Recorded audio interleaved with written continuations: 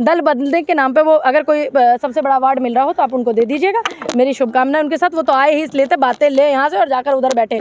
एक ऐसे व्यक्ति हैं वो जिन्हें सत्ता का सुख भोगने की आदत है। और भाजपा के एक बड़े व्यक्ति का बयान है गृह मंत्री जी का कि हमेशा के लिए दरवाजे बंद हैं, तो दरवाजे कैसे खुले? इसका मतलब स्पेशल उनको भेजा गया। सीधी बात, खतरे में है क्यों नहीं है?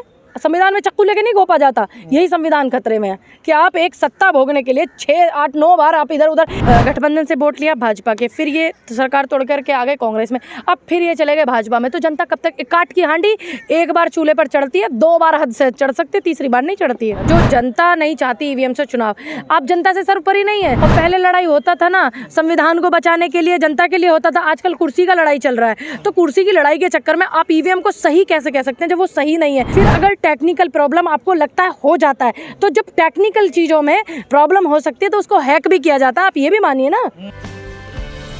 मैम, लगातार ईवीएम को लेकर सवाल खड़े हो रहे हैं। तमाम सुप्रीम कोर्ट के वकील, पढ़े लिखे लोग कह रहे हैं कि ईवीएम में गड़बड़ है। आप भी सहमत हैं इस बात से? देखिए, मैं सिर्फ अब से सहमत नहीं हूँ, वकील अब खड़े हुए हैं, सवाल मुद्दे अब उठे।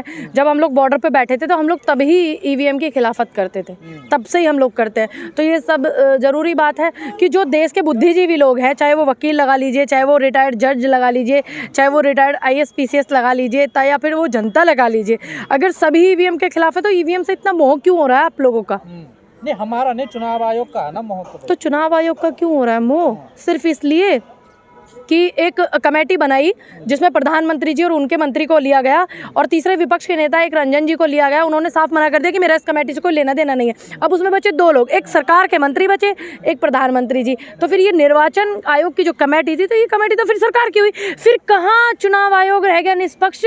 आप ये भी तो बताइए ना। तो जो अब नियुक्ति का जो इन्होंने प्रस्ताव पास किया उससे आप सहमत नहीं है? देखिए, बिल्कुल भी जो जनता नहीं चाहती ईवीएम से चुनाव, आप जनता से सर्वोपरि नहीं है। और पहले लड़ाई होता था ना संविधान को बचाने के लिए, जनता के लिए होता था, आजकल कुर्सी का लड़ाई चल रहा है। तो कुर्सी की लड़ाई के चक्कर में आप ईवीएम को सही कैसे कह सकते हैं जब वो सही नहीं है? अगर वो सही होती तो जिस देश से ईवीएम बनी, जापान में चुनाव नहीं होता, अमेरिका में चुनाव नहीं होता ईवीएम से, तो अपने भारत में क्यों सबूत नहीं है? एक बसपा के सांसद, एक बसपा के विधायक अभी लड़े, उन्होंने कहा क्या मैं अपने बूथ पर अपने लिए वोट नहीं डालूंगा? आप दुनिया की छोड़ दीजिए, मेरे बूथ पर 0 वोट मिला, तो क्या वो अपना वोट भी अपने आप को नहीं डालेंगे?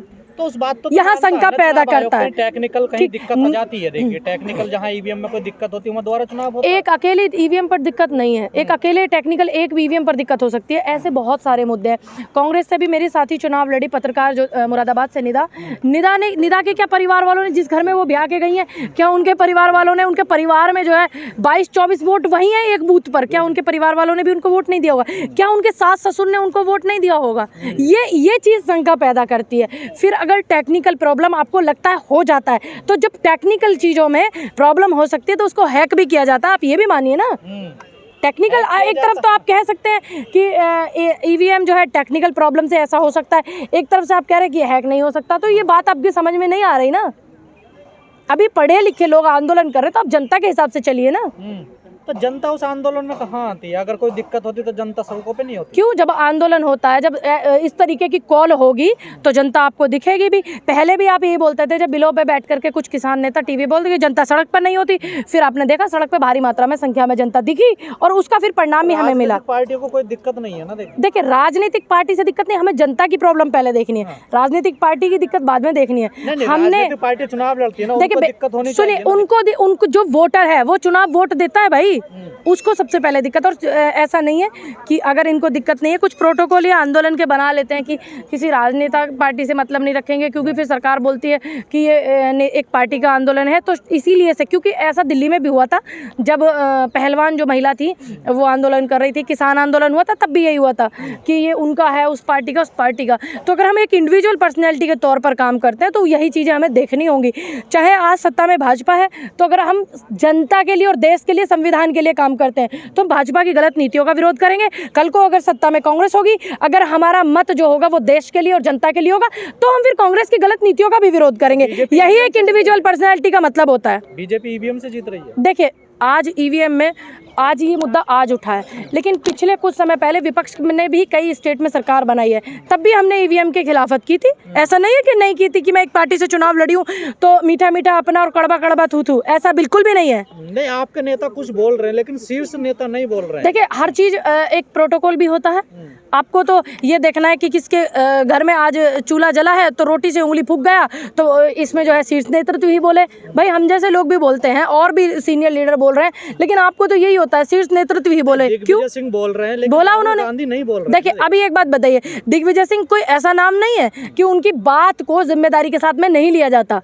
बड़े नेता है वो अगर बोल रहे हैं तो उनकी बात अगर बोलते हैं तो आप ये मानिए ना कि कांग्रेस बोल रही है। नहीं, अगर राहुल वैसे तो अगर किसी का अगर वैसे वैसे कोई बयान गलत सलत कोई विधायक या कोई छोटा कार्यकर्ता दे देता है विपक्ष की पार्टी का, तो आप पूरा जिम्मेदार कांग्रेस को ठहरा देते हैं। अगर आज एक कांग्रेस का बड़ा नेता किसी बात को जिम्मेदारी से रख रहा है तो आपको ऐसा क्यों लग रहा है कि राहुल जी और प्रियंका जी बोले या कोई शीर्ष नेतृत्व में कोई और बोले? ऐसा क्यों लग रहा है आपको? फिर आंदोलन क्यों नहीं हो रहा? आंदोलन भी होगा, तैयारी चल रही है। सुप्रीम कोर्ट के तमाम वकीलों के, तमाम किसान संगठनों के माध्यम से तैयारी चल रही है। पूनम जी, जिस तरह से राहुल जी की जो भारत जोड़ो न्याय यात्रा चल रही है उसमें ईवीएम का मुद्दा क्यों नहीं उठ पा रहा है? देखिए उसमें क्या है, जो यात्रा है, यात्रा सिर्फ एक जनता के मुद्दे को उठाने के लिए, यात्रा सिर्फ जनता के मुद्दे को उठाने के लिए और अपने अपने मत पे सब अपनी बातें रखते हैं। ऐसा बिल्कुल नहीं है कि नहीं रखते हैं। किसी को यात्रा की जिम्मेदारी दी गई है, किसी को जिलाध्यक्ष, किसी को प्रदेश अध्यक्ष, किसी को प्रवक्ता, किसी को कुछ, तो सभी का एक प्रोटोकॉल है। नहीं तो फिर अगर सारा ही काम राहुल जी करेंगे तो फिर इसको फिर आप परिवारवाद कह देते हैं कि सारा काम देखे परिवार के लोग कर रहे हैं। अगर कुछ काम जो है सुरजेवाला जी कर रहे हैं, दिग्विजय जी कर रहे हैं, तो आप उनको उनका काम करने दीजिए। अब सारे ही काम एक नेता करेगा, आप ऐसी अपेक्षा क्यों रखते हैं? फिर हम लोग क्या ताली बजाने के लिए बैठे हुए हैं? हम भी तो अपनी बात को, अपने काम अपने करेंगे ना। हमें भी तो कोई काम सौंपा हुआ है, अब उनको भी तो विश्वास करें। नीतीश पर किया था, आप किस पर करेंगे? देखिए, आप जिनकी बात कर रहे हैं वो 9वीं बार शपथ ले रहे हैं, मेरी उनको ढेर सारी शुभकामनाएं हैं। लेकिन आप जानते कैसे जानते? किसान आंदोलन से, किसान धरने से, जनता के मुद्दे उठाने से, इसी बात से जानते ना। तो इसीलिए देश भी उनको जानता है। दल बदलने के नाम पे वो अगर कोई सबसे बड़ा अवार्ड मिल रहा हो तो आप उनको दे दीजिएगा। मेरी शुभकामनाएं उनके साथ। वो तो आए ही इसलिए थे, बातें ले यहाँ से और जाकर उधर बैठे। एक ऐसे व्यक्ति हैं वो जिन्हें सत्ता का सुख भोगने की आदत है, हमेशा वो सत्ता में बने रहते हैं, बुराई चुगलियां करते हैं, फिर सत्ता में बने रहते हैं। तो गठबंधन कमजोर करने की साजिश? बिल्कुल साजिश थी। इसको साजिश नहीं कहोगे तो आप क्या कहोगे? कि मैं मर जाऊंगा उसके बाद जाऊंगा सत्ता में, है ना, भाजपा में। और भाजपा के एक बड़े व्यक्ति का बयान है, गृह मंत्री जी का, कि हमेशा के लिए दरवाजे बंद हैं। तो दरवाजे कैसे खुले? इसका मतलब स्पेशल उनको भेजा गया। ये बात समझनी होगी, ये बात इन कांग्रेस को समझनी होगी, तमाम इंडिया गठबंधन के जितने भी हमारे सहयोगी हैं सबको समझनी होगी। लेकिन पहले गठबंधन के नेताओं को रोका जाएगा या पहले ईवीएम बैन होगी? देखिए, जो रुकता है वो रुके, जो ना रुकता ना रुके, क्योंकि इनकी पार्टी के लोगों को संविधान नहीं पढ़ाया जाता, इसलिए उन्हें संविधान का नियम नहीं पता, ना कायदे पता। आज लोग लड़ते हैं कुर्सी के लिए, और लड़ा जाता था जब संविधान लागू हुआ था तो ये बोला गया था सबसे पहले संविधान के लिए लड़ा जाएगा, तुम्हारी कुर्सी, तुम्हारे पद वद बाकी बात की चीज़ें। तो वो कुर्सी के लिए लड़ रहे हैं, हम लोग संविधान के लिए लड़ रहे हैं। जो संविधान के लिए लड़ेगा वो गठबंधन में होगा, जो नहीं लड़ेगा वो नहीं होगा। सीधी बात। खतरे में है? क्यों नहीं है? संविधान में चक्कू लेके नहीं घोपा जाता, यही संविधान खतरे में है कि आप एक सत्ता भोगने के लिए 6, 8, 9 बार आप इधर उधर। अरे अब की बार वो जब से जीते हैं, विधानसभा हुआ बिहार में, तो 3 बार मुख्यमंत्री शपथ ले लिए। अब उनको रिकॉर्ड बनाना है, सबसे ज्यादा मुख्यमंत्री शपथ लेने वाले। ऐसा हुआ आजादी के बाद कि 26 जनवरी को भारत का तिरंगा नहीं लग कर भगवा झंडे लगे हैं देश में। इस बार देखिए, भगवा झंडा एक अपने आप में सनातन धर्म की आस्था है, उसको कोई लगाता तो आप रोक नहीं सकते। दूसरी बात, भारत का जो तिरंगा है वो भी हमारे भारत की शान है। सनातन, एक मिनट मेरी बात पूरी नहीं हुई है गजेंद्र भाई। सनातन धर्म का सम्मान भगवा झंडा है और भारत का जो सम्मान है वो तिरंगा झंडा है। और ऐसा एक भी भारतीय नहीं होगा जिसने गणतंत्र दिवस नहीं मनाया। ये सनातन धर्म की आस्था है कि वो अपने धर्म को, अपने धर्म की आवाज़ उठाएं, अपने धर्म के नियम कायदे कानून माने। मैं भी ब्राह्मण समाज और सनातन धर्म से आती हूँ, मैंने भी भगवा भी लहराया, मैंने तिरंगा भी लहराया। आप ही कह रहे थे ना संविधान पर चाकू। देखिए बिल्कुल संविधान की बात भी हम लोग करते हैं। अगर हम संविधान की बात नहीं करेंगे तो कैसे पता लगेगा देश, आप लोकतंत्र देश में हो। लेकिन संविधान की बात करते करते हम अपने धर्म की बात क्यों नहीं कर सकते? इस पे इतनी शंका क्यों है? अगर मैं अपने धर्म से, सनातन धर्म का मैं सम्मान करती हूँ, मैंने उसमें जन्म लिया, जैसे सबको अपने धर्म में पैदा होने पर गर्व है, ऐसे मुझे अपने धर्म पर गर्व है। तो मैं उसके लिए देखिए, अगर आप सर्वोपरि में ढूंढेंगे तो आप इसमें उलझ जाएंगे। इसलिए सर्वोपरि देखिए, अगर बात धर्म की आएगी तो मेरे देश के प्रधानमंत्री भी मेरे लिए कुछ नहीं, मैं अपने धर्म की बात करूंगी। अगर बात धर्म की आएगी, बात जब संविधान की आएगी तो मैं संविधान की बात करूंगी। तो इस चक्रों में आप ये मत सोचिएगा कि आप मुझे घुमा दोगे। पूनम जी, एक सवाल है, बिहार में कल सरकार बनी है और लालू के घर ईडी का छापा पहुंचा। उनको डरा करके जो सरकार है हमारी सत्ता जो है अपने में लेना चाहती है। अब देखते हैं कब तक वो डरते हैं, लेकिन मुझे लगता नहीं कि वो उधर जाएंगे।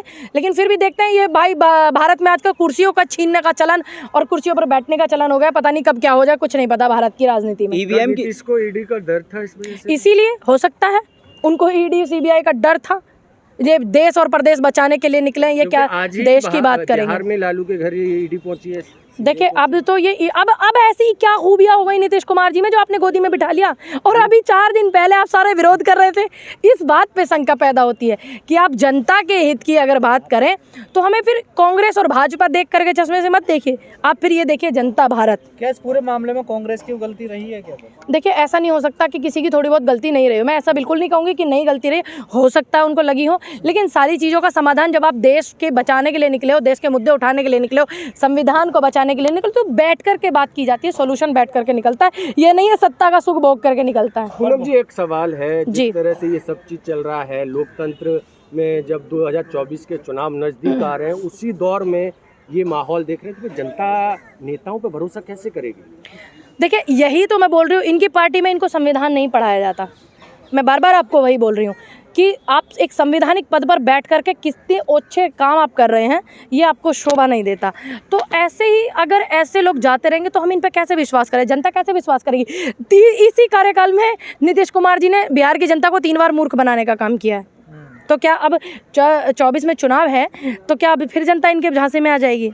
तो ये चीज़ तो देख लेगी ना जनता ही। हर बार आ रही है ना। देखिए, अब ये चीज़ जनता का, जब इन्होंने वोट लिया तो गठबंधन से वोट लिया भाजपा के, फिर ये सरकार तोड़ करके आ गए कांग्रेस में, अब फिर ये चले गए भाजपा में। तो जनता कब तक? काट की हांडी एक बार चूल्हे पर चढ़ती है, 2 बार हद से चढ़ सकती है, तीसरी बार नहीं चढ़ती है। और राहुल जी ने भी बोला है, बिहार में यात्रा पहुंची है, भारत जोड़ो न्याय यात्रा के, बिहार में आप देख रहे हैं कि किस तरह से दोनों के दरवाजे बंद थे और आज खुल गए। तो इसको सत्ता का लोभ कहते हैं, इसको सत्ता का कुर्सी का लोभ कहते हैं, लालच कहते हैं। तो राहुल का बयान कहाँ तक? देखिए, बिल्कुल सही बोल रहे हैं राहुल जी, इसको सत्ता का लोभ कहते हैं। धन्यवाद।